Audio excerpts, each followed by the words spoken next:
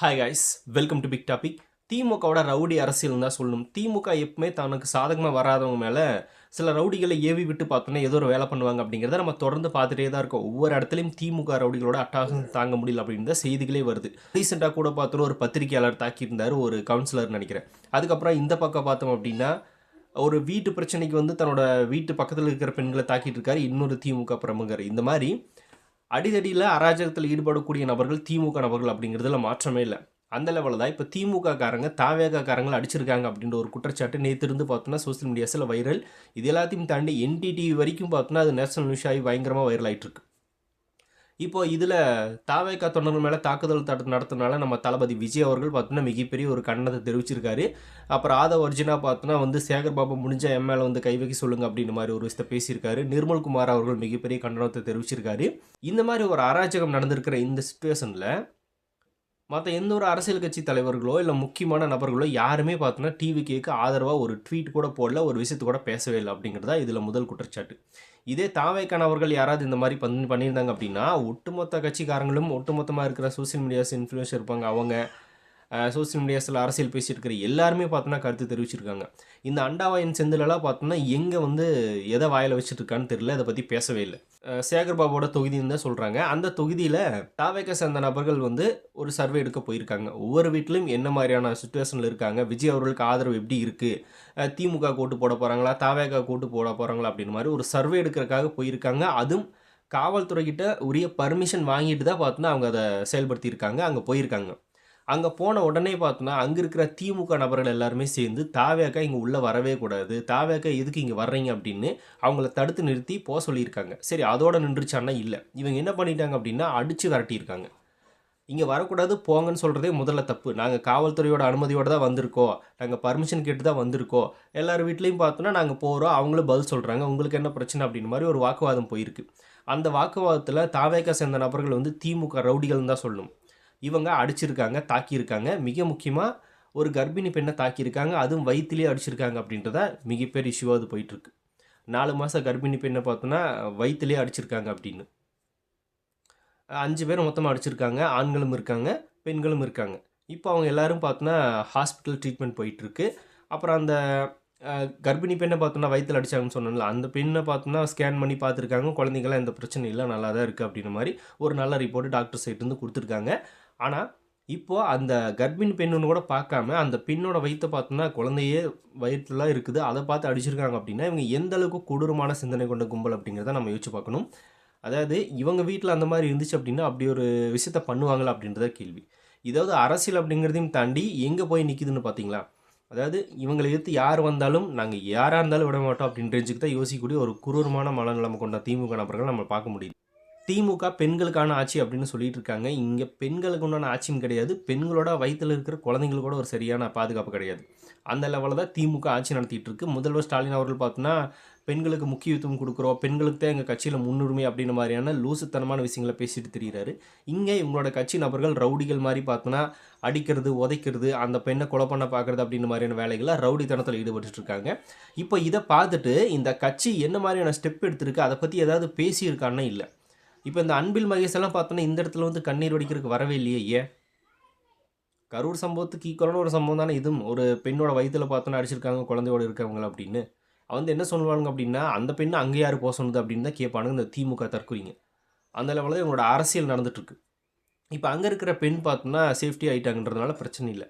ஆனால் அவங்களுக்கு எதுவும் ஆயிருந்துச்சு அப்படின்னா யார் பொறுப்பு? அந்த குழந்தைக்கு எதுவும் ஆயிருந்துச்சுன்னா யார் பொறுப்பு? திமுக பார்த்தோன்னா தாவேகா பார்த்து இந்த அளவுக்கு பயப்பட காரணம் என்ன அப்படின்னா விஜய் அவர்கள் சொன்ன மாதிரி தோல்வி பயத்தில் இதெல்லாம் பண்ணிட்டு இருக்காங்க அப்படின்றது ஒரு கண்டனத்தை தெரிவிச்சிருக்காரு. அது உண்மைதான் அப்படின்றத நம்மளால் தெரிஞ்சுக்க முடியுது. இப்போ அந்த திமுக நபர்கள் டிவிகே பார்த்தோன்னா ஒவ்வொரு சர்வே எடுக்கிறதுக்காக போயிருக்காங்க. இதே மாதிரி டிஎம்கேயும் பார்த்தோன்னா ஒவ்வொரு வீட்டிலே வேண்டா வெறுப்பாக பார்த்தோன்னா வந்து அந்த ஸ்டாலினோட ஸ்டிக்கர் ஒட்டினாங்களே உங்களுடன் ஸ்டாலின் அப்படின்ற மாதிரி. அந்த தொகுதிக்கு போயின்னா ஒரு நபர் கேட்குறாரு, எங்கள் வீதிக்கு நீங்கள் ரோடே போட்டு கொடுக்கலையே அப்படின்னு கேட்டதுக்கு திட்டி துரத்துறாரு. அந்த வீட்டில் இருக்கிறவங்களுக்கு அந்த ஸ்டாலினோட ஃபோட்டோ ஒட்டுறக்கே விருப்பம் இல்லை, ஆனால் கட்டாயப்படுத்தி ஒட்டிட்டு வர்றாங்க. கட்டாயப்படுத்தி நீங்கள் உங்களுக்கு தான் ஓட்டு போடணும்னு சொல்கிறாங்க, அந்த ஸ்டிக்கர் கொண்டு போய் ஒட்டுறாங்க.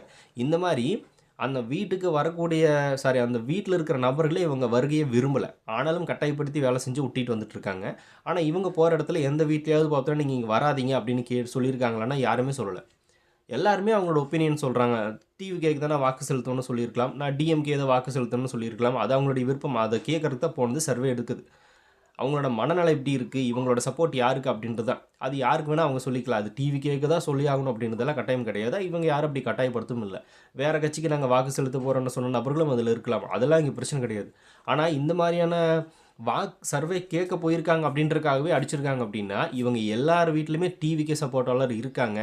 அதனால தான் பார்த்தோன்னா இவங்க உள்ள விட மாட்றாங்க அப்படிங்கிறது நம்மளுக்கு தெரிஞ்சு போச்சு. ஏன்னா இவங்க சர்வே எடுக்க போன அந்த ஏரியாவை சேர்ந்த நபர்கள் தான் பண்ணியிருக்காங்க அப்படின்னா, அந்த ஏரியாவில் இருக்கிற எல்லாருமே டிவிகே சப்போர்ட்டாளர்கள் அப்படிங்கிறது அங்கே இருக்கிற திமுக நபர்களுக்கு தெரிஞ்சிருக்கு. இது வெளியே போயிடக்கூடாது அப்படின்ற ஒரு பயத்தில் தான் பார்த்தோன்னா அவங்கள தடுத்து நிறுத்தியிருக்காங்க அப்படிங்கிறது இந்த இடத்துல கிளியராக நம்மளால் புரிஞ்சுக்க முடியுது. ஸோ அந்த தொகுதியில் அந்த வார்டில் இருக்கிற எல்லா நபர்களுமே டிவிகேக்கு தான் வாக்கு செலுத்த போகிறாங்க அப்படிங்கிறது இதன் மூலமாக உறுதியாயிடுச்சு. இல்லை செலுத்தாமல் நம்ம டிஎம்கேக்கே செலுத்திக்கலாம் அப்படின்னு மைண்டில் இருந்தாலும் கூட, இப்படி ஒரு சம்பவத்தை பார்த்ததுக்கப்புறமா அங்கே இருக்கிற நபர்களோட ஆதரவு யாருக்கு இருக்கும் அப்படின்னா டெஃபினட்டாக டிவிகேக்கு தான் இருக்கும். ஏன்னா திமுக பற்றி நம்ம இவ்வளோ ஓட்டு போடுற திமுகக்கே நம்ம போட்டலாம் அப்படின்லாம் சொன்னோம். ஆனால் இங்கே திமுக நபர்கள் இந்த மாதிரி அல்சாட்டி பண்ணுறாங்க, இந்த மாதிரி அடிக்கிறாங்க, பெண்களை மதிக்கிறது இல்லை அப்படின்னு அங்கே இருக்கிற ஒரு பெண் வாக்கு கூட பார்த்தோன்னா இந்த டிஎம்கேக்கு விழுகிறதுக்கு வாய்ப்பு இல்லை. அது டிவிகேக்கு தான் விழுகும். இவங்களாம் போய் பல ஓட்டுகளை பார்த்தோன்னா இன்க்ரீஸ் பண்ணி விட்டுருக்காங்க இந்த ஒரு ரவுடிசன் மூலமாக. இதுவும் பார்த்தோன்னா இது ஒரு விதத்தை நல்லதாக நம்ம பார்க்கலாம். இதே மாதிரி ஒவ்வொரு தொகுதிக்கும் பார்த்தோன்னா டிவிகே நபர்கள் போகும்போதும் இந்த பிரச்சனை தான். இங்கே நீங்கள் வரக்கூடாது, இந்த கட் அவுட் நீங்கள் இங்கே வைக்கக்கூடாது, இந்த கொடியை நீங்கள் இங்கே நடக்கூடாது அப்படின்னு திமுக பண்ணுற அரசியல் அப்படிங்கிறது பார்த்தோன்னா ரொம்ப கேவலமாக இருக்குது. இது எல்லாத்தையும் தாண்டி இன்னொரு இடத்துல ஒரு ஏரியாவோட கவுன்சிலர்னு நினைக்கிறேன், திமுக சம்மந்தப்பட்ட நபர் தான் விசில் ஊதிட்டு பார்த்தோன்னா இந்த குப்பை எடுக்கிறதுக்கு வந்து தூய்மை பணியாளர்கள் வருவாங்கள்ல, நீங்கள் இனிமேல் விசிலே ஊதக்கூடாது அப்படின்னு ஒரு ஒலிபெருக்கி வாங்கி கொடுக்குறாரு. விசில் சத்தமே இந்த வார்டில் கேட்கவே கூடாது அப்படின்னு. அந்த விசில் சத்தமே கேட்கக்கூடாது, நீங்கள் இதை தான் இனிமேல் யூஸ் பண்ணணும் அப்படின்னு. அதை வேறு ஒரு வீடியோவை எடுத்து போட்டிருக்காரு. அதை நீ வீடியோவை எடுத்து போடலைன்னா கூட பெரிய அளவில் யாருக்குமே தெரியாது. வீடியோவை எடுத்து போட்டு அதை வேறு ப்ரொமோட் பண்ணுறாரு. அதுக்கு நான் உடனே அந்த வீடியோ நம்ம பசங்களாம் பரப்ப ஆரம்பிச்சது என்ன அப்படின்னா, விசில் சத்தை பார்த்துட்டு பயந்துட்டு தான் இந்த மாதிரியான ஒலிபெருக்கி வாங்கி கொடுக்குறாங்க அப்படின்னு இவங்க வந்து ஒரு விஷயத்தை பார்த்தோன்னா எல்லாருக்கிட்டையும் கொண்டு போய் சேர்த்துட்டாங்க. அதுதான் உண்மை. அந்த விசில் அடித்து பார்த்தோன்னா அவங்க இத்தனை நாளாக வந்து விசில் அடித்து தானே அந்த குப்பையை சேகரிச்சிருப்பாங்க. இப்போ என்னன்னா திடீர்னு அந்த ஒலிபெருக்கி இத்தனை நாளாக பார்த்தோன்னா அந்த ஒலிபெருக்கி வாங்கி கொடுக்கலாம்ல, கொடுக்குறதில்ல. அந்த விசில் சத்தம் கேட்கக்கூடாது அப்படின்னு அவரே சொல்கிறாரு. அந்த விசில் சத்தத்தை இனிமேல் நம்ம கேட்கக்கூடாது, நம்ம வார்டுக்குள்ளேயே அந்த சத்தம் கேட்கக்கூடாது அப்படின்றாரு. அப்படின்னா என்னென்னா விஜய் அவர்களுக்கு விசில் சின்னத்தை ஒதுக்கிட்டாங்க. இந்த விசில் சின்னத்தை ஊதி ஊதி பார்த்தோன்னா அங்கங்கே வந்து ப்ரொமோட் பண்ணுறாங்க. அதனால் இனிமேல் அந்த சத்தம் கேட்கக்கூடாது அப்படின்னு ஒலிபெருக்கி வாங்கி கொடுக்குற அளவுக்கு வந்து இந்த திமுக நபர்களோட நிலைமை தள்ளப்பட்டிருக்கு. 5 வருஷமாக நீங்கள் தான் ஆட்சியில் இருந்தீங்க. அப்போல்லாம் பார்த்தோன்னா அந்த விசிலை கொண்டு போய் தூக்கி போட்டு இந்தாங்க ஒலிபெருக்கின்னு கொடுத்துருக்கலாமே. அப்போல்லாம் கொடுக்காம விஜய் அவர்களுக்கு விசில் சின்னம் அறிவிச்சதுலேருந்து எங்கெல்லாம் விசிலோ பார்த்தோன்னா அங்கெல்லாம் தடம். இப்போ ஒரு மைதானத்துக்கு போகிறது கூட அந்த விசில் சின்னத்தை யூஸ் பண்ணக்கூடாது அப்படின்னு தடை போடுறாங்க. அவள் வாயில் விசில் அடிப்பா, அந்த விசில் சத்தத்தை தடுக்க முடியுமானா முடியாது. இவங்க விசில் அப்படின்னா அந்த சின்னம் அப்படிங்கிறது எல்லார்கிட்டும் போய் சேர்ந்துருச்சு, இனிமேல் தடுத்தும் பிரயோஜனம் கிடையாது. இது எல்லாத்தையும் தாண்டி இவங்களே கொண்டு போய் இந்த மாதிரியான விஷயங்களை பண்ணும்போது இன்னும் கொஞ்சம் ப்ரொமோட் பண்ணுறாங்க. இதுதான் ரியாலிட்டியாக நடந்துட்டுருக்கு அப்படிங்கிறது இவங்களுக்கு புரியுறதில்லை. இந்த லெவலில் தோல்வி பயத்தின் காரணமாக எல்லாத்தையுமே வந்து திமுக இந்த மாதிரி ரவுடி அராஜக அரசியலை பண்ணிகிட்டு இருக்காங்க.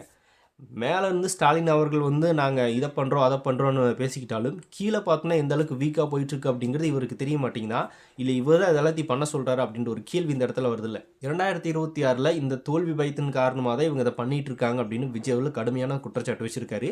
2026 இந்த கட்சியை தூக்கி எறிவார் மக்கள் அப்படிங்கிறதையும் மாற்றம்ன்றதையும் சொல்லியிருக்காரு. இது எல்லாத்தையும் தாண்டி ஒரிஜினல் ஒரு படி மேலே போய் அவங்க மேலே கை வச்சிங்கள, முடிஞ்சால் என் மேலே கை வைங்க, என் மேலே கை வைக்க சொல்லுங்கள் சேகர் பாபு அப்படின்னு சொல்கிறாரு. அவர் தூண்டி விட்டு அதை பண்ணிகிட்டு இருக்காங்க அப்படின்றது மூலமாக அவர் ஒரு குற்றச்சாட்டை வச்சுருந்தார். நிர்மல்குமார் அவர்களும் அதை தான் சொல்லியிருந்தார். அதுக்கு தகுதியான ஒரு ஆள் வந்து சேகர் பாபுவானா டெஃபினட்டாக இருக்குது, இல்லைன்னு நம்ம சொல்லவே முடியாது.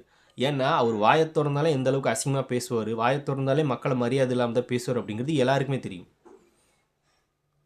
இதனால் இவர் பண்ணியிருக்கிறதுக்கு வாய்ப்புகள் இருக்குது அப்படின்றது ஓரளவுக்கு பார்த்தோன்னா நம்பகத்தன்மை ஏற்படுத்துது இல்லை. துறைமுகத்தில் நீங்கள் ஜெயிக்கவே முடியாது, நீங்கள் ஜெயிக்கிறதுக்கு வாய்ப்பே இல்லை, அந்த ரவுடி அரசியல் பண்ணி இனிமேலாம் நீங்கள் ஜெயிக்கவே முடியாது அப்படின்னு ஒரிஜினாக பேசியிருந்தார். தோல்வி பயத்தின் காரணமாக திமுக பண்ணுற இந்த வேலைகள் கண்டிப்பாக அவங்களோட கட்சிக்கு மிகப்பெரிய பேராபத்து உருவாக்கிட்டு இருக்கு. இதில் என்ன கொடுமை அப்படின்னா, அந்த இவங்களை தாக்கிட்டாங்க அப்படின்ற ஒரு கேஸ் பார்த்தோன்னா ஃபைல் பண்ணுறதுக்கு போயிருக்காங்க. அது எந்த கேஸ், அந்த கேஸை பார்த்தோன்னா எந்த காவலர்களுமே எடுத்துக்க மாட்டாங்க அப்படின்றதையும் சொல்கிறாங்க. ஒரு எஃப்ஐஆர் கூட இன்னும் போடல, அவங்க யாருன்னு கண்டுபிடிக்கல, அரெஸ்ட் பண்ணல, விசாரிக்கலை அப்படின்னு ஒரு குற்றச்சாட்டையும் அர்ஜுனாவும் நிர்மல்குமாருமே வச்சுருந்தார். ஒரு கேஸு கூட பார்த்தோன்னா அவங்க மேலே எடுக்க முடியல.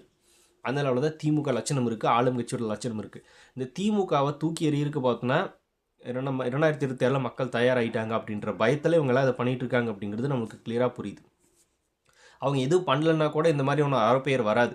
இவங்க வாண்டடாக பார்த்தோன்னா இது ஒன்று பண்ணி அதை அவப்பெயரை கிரியேட் பண்ணி இப்போ டிஎம்கேக்கு கெட்ட பேர் தான் போயிட்டுருக்கு அப்படிங்கிறது இந்த தற்கொலைங்களுக்கு புரியலை. அதனால தான் இவங்கள நம்ம தற்கொலைகள் அப்படின்னு சொல்கிறது, இவங்க நம்மளை தற்கொலைன்னு சொல்கிறாங்க. இப்போ என்டிடிவி வரைக்கும் பார்த்தோன்னா நியூஸ் போயிடுச்சு, ஹெட்லைன் போயிடுச்சு, அந்த லெவலில் வைரல் ஆகிட்டு இருக்கு இந்த நியூஸ். விஜய் அவர்கள் கண்டனம் தெரிவிச்சிட்டாரு. அவர் ஒரு நியூஸு ஒரு ட்விட்டரில் ஒரு ட்வீட் போட்டால் அது எந்த அளவுக்கு வைரல் ஆகும் அப்படிங்கிறது தெரியும். அவரே ட்வீட் போட்டார். இனி அதுவும் பயங்கரமாக வைரல் ஆகிட்டுருக்கு. இப்போ திமுக ஆட்சி எடுத்து கிளிகிளின்னு கிழிச்சிட்டு இருக்காங்க எல்லாருமே. ஆனால் இது சம்மந்தப்பட்ட திமுக நபர்கள் ஒருத்தர் கூட பேசல. அதாவது சமூகம் போற்றுவோம், பெண்களை பாதுகாப்போம், சமத்துவம் காப்போம் அப்படின்னு பேசுகிற அந்த அரசியல் விமர்சகர்கள், இந்த அண்டாவயன், அப்புறம் அங்கங்கே பார்த்தோன்னா யூடியூப் ரூட்டர்ஸு, இந்த ரோஸ்ட் பிரதர்ஸ் அப்படின்னு சுற்றிட்டு இருப்பானுங்களே, இவனுங்கெல்லாம் பார்த்தோன்னா இதை பற்றி பேசவே இல்லை. இதே டிவிகே தொண்டர்கள் யாராவது ஒருத்தர் பார்த்தோன்னா ஒரு இடத்துல வந்து இப்போது எக்ஸாம்பிளுக்கு பார்த்தோன்னா அந்த மைக்கு முன்னாடி ஒரு டிவிக்கே தொண்டர் ஆடிட்டு போனாருன்னு சொன்னாங்களே, அதை எடுத்து பேசின இவனுங்க இங்கே ஒரு கர்ப்பிணி பெண்ணையே தாக்கியிருக்காங்க, வயிற்றில் குழந்தையோடு இருக்கிற பெண்களை, அதுவும் வயிற்றிலே தாக்கியிருக்காங்க. அப்படிங்கும்போது அதை பற்றி பார்த்தோன்னா கண்டனம் கூட தெரிவிக்கிற, பேசவே இல்லை, ஒரு ட்வீட் போடல. இந்த அண்டாவின் செந்திலெலாம் பார்த்தோன்னா எங்கே வந்து எதோ வாயில் வச்சுட்ருக்காரு அப்படிங்கிறது நம்மளுக்கு கேட்க தோணுதா இல்லையா? இவங்க எவனுமே பார்த்தோன்னா மக்களுக்கான அரசியல் பண்ணுறதே கிடையாது. இவங்களோட மைண்ட் செட்டும் என்ன அப்படின்னா, டிஎம்கேக்கு சப்போர்ட் பண்ணுற பெண்களை நாங்கள் மதிப்போம். ஆனால் டிஎம்கேக்கு சப்போர்ட் பண்ணாமல் டிவிகே தொண்டர்கள் வந்தாங்க அப்படின்னா அவங்க எங்கடிப்பட்டாலும் எங்களுக்கு பிரச்சனை கிடையாது, நாங்கள் அதை பற்றி பேசவே மாட்டோம், வாயே திறக்க மாட்டோம் அப்படின்னு சுற்றிட்டு திரிகிறாங்க இந்த கும்பல். சர்வே எடுக்க போனது ஒரு மிகப்பெரிய குற்றமானா அது எல்லாருமே பண்ணலாம். திமுக காரங்களே பல இடங்களில் பண்ணிட்டு இருக்காங்க. அதுவும் விருப்பமே இல்லாத நபர்கள் வீட்டிலலாம் போய் பண்ணிட்டு இருக்காங்க. ஆனால் இவங்க போய் காவல்துறையோட பர்மிஷனோட போய் பண்ணிட்டு இருக்காங்க. அது தவறாக தெரியுது இந்த தற்கொலைங்களுக்கு. ஸோ இந்த ரவுடி திமுக அராஜக அரசியலை பற்றி நீங்கள் என்ன நினைக்கிறீங்க அப்படிங்கிறத கமெண்ட்டில் ஷேர் பண்ணிட்டு போங்க. அப்படியே பிக் டாபிக் சேனல் யாராவது சப்ஸ்கிரைப் பண்ண வந்து மறக்காமல் சப்ஸ்கிரைப் பண்ணிக்கோங்க. நிறைய big topics, political news, trending news, cinema updates அப்படின்னு நிறைய நம்ம சேனலில் திறந்து வரப்போகுது.